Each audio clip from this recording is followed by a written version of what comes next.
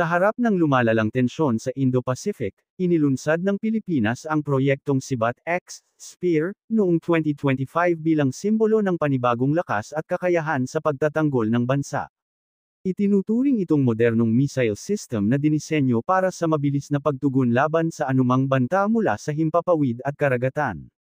Ang Sibat-X ay produkto ng pakikipagtulungan ng lokal na industriya at mga kalyadong bansa upang matiyak na may sapat na proteksyon ang ating teritoryo at exclusive economic zone. Ang Sibat-X ay may tatlong pangunahing bahagi, ang multi-role missile mismo, ang mobile launcher platform, at ang integrated radar at command system. Ang mismong missile ay may haba na humigit kumulang 6 na metro, may advanced solid fuel propulsion na kayang magbigay ng bilis na lampas Mach 2.5 at may saklaw na higit 180 kilometro. Nilagyan ito ng high-precision guidance gamit ang kombinasyon ng inertial navigation, GPS, at active radar seeker upang makapagbigay ng mataas na accuracy kahit sa malalaking distansya.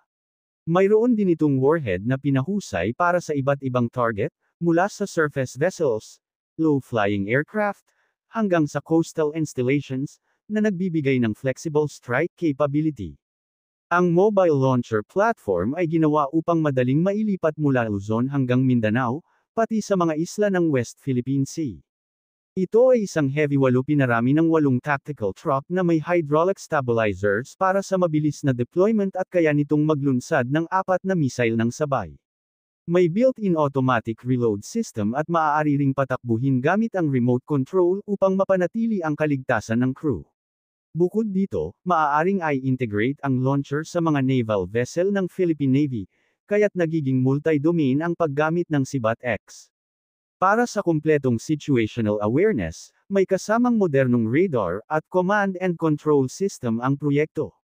Gumagamit ito ng 3D AESA radar na may kakayahang makakita ng low observable targets at mabilis na matukoy ang posisyon, bilis, at altitude ng paparating na banta. Nakakabit din ito sa Battle Management Network ng AFP upang makapagbahagi ng datos sa real-time sa ibang sangay ng hukbong sandatahan. Ang integration na ito ay nagbibigay daan sa mas maayos na coordinated defense kasama ang FA-50PH light fighters, Jose Rizal-class frigates, at mga coastal watch stations.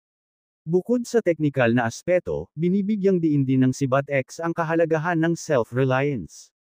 Malaking bahagi ng missile body at launcher ay gawa sa loob ng bansa sa pamamagitan ng pinahusay na linya ng produksyon ng government arsenal at private defense partners. Ang guidance system at ilang critical components naman ay dinala mula sa mga kalyadong bansang may advanced defense technology. Sa ganitong paraan, natututo ang mga Filipino engineer at technician habang unti-unting binabawasan ang pag-asa sa banyagang supply chain.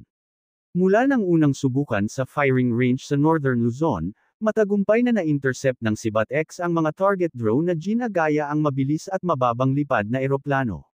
Sa pangalawang test, ipinakita nitong kayang pasabugan ang surface target mula 150 kilometro ang layo na may deviation na wala pang 2 metro. Ayon sa AFP Modernization Planners, layunin ng proyektong ito na magkaroon ng hindi bababa sa 3 missile batteries na nakapwesto sa estratehikong lugar bago matapos ang 2026. Sa kabuuan, ang Sibat-X, Spear, 2025 ay kumakatawan sa bagong yugto ng depensa ng Pilipinas.